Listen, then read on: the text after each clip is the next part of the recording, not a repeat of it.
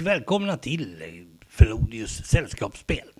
Idag ska vi titta på ett helsvenskt spel från Äventyrsspel som också låg bakom det första svenska rollspelsäventyr, Drakar och Demoner, som i sin tur då var en utveckling från The Basic Role Playing Set från Chaosium, som i sin tur var en utveckling från RuneQuest 1 och 2.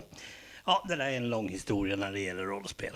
Men vi ska titta på ett som heter Rymdimperiet, och när jag öppnade boxen den här gången så var jag förmodligen så där skräckslagen som ni är när ni hittar ett spel som vad är nu detta? Ja, vi går direkt och dyker i det.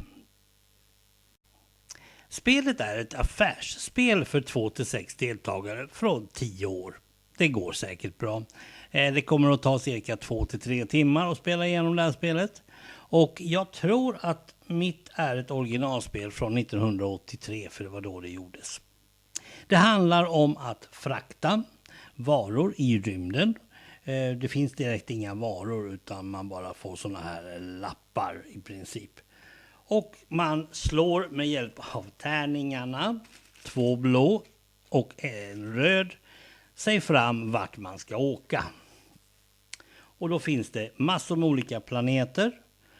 Det är de här ringarna. Och de här är platser man sätter sin plupp på.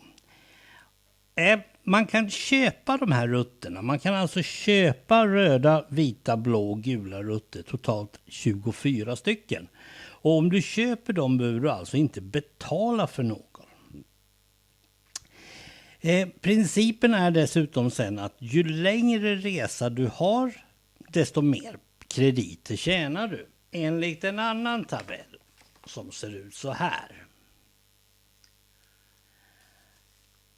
Inte den trevligaste. När du vet vart ifrån du åker och vart du ska åka till så kan du alltså få reda på att du tjänar 22 500 krediter. Man multiplicerar alla siffrorna med 10. Med 1000, förlåt. Om man tjänar pengar. Det handlar om att få ihop 150 000 krediter. Man börjar med 20 000 krediter. Måste man resa på en utav motståndarnas rutter, det vill säga om någon till exempel har köpt den här vita dubbelsträck. Om man är tvungen att göra det så måste man betala för detta. Man måste alltså, det kostar att åka på andras. Skulle man då vilja åka ett annat håll, ja, då tar det längre tid. Det finns också så kallade hyperrymdkort som innebär att det går lite fortare. Det är i princip ungefär som ett vanligt monopol. Så när som på att du har din där tabellavdelningen. Du kan köpa istället för hus och hotell så köper du alltså rutter där du sen kan få pengar.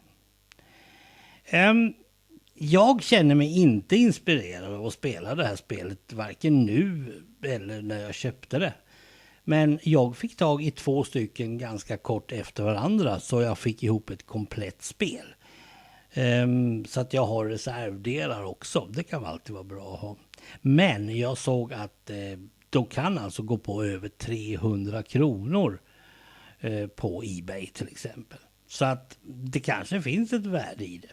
Och någonstans uppe i Norrland så sitter en kille som heter Stefan som har lovat att han ska lära mig hur man spelar det här spelet. Det sa han för över 10 år sedan och vi har inte lyckats med det ännu. Jag skulle vilja sätta en liten pestflagg för det här spelet utav det skälet att jag tycker inte det ser intressant ut helt enkelt. Det känns inte som rymden när man går runt med samma typ av pluttar som man gör i andra spel. Man använder tärningar som huvudgrej för att överhuvudtaget ta sig någonstans. Tycker jag inte heller är logiskt.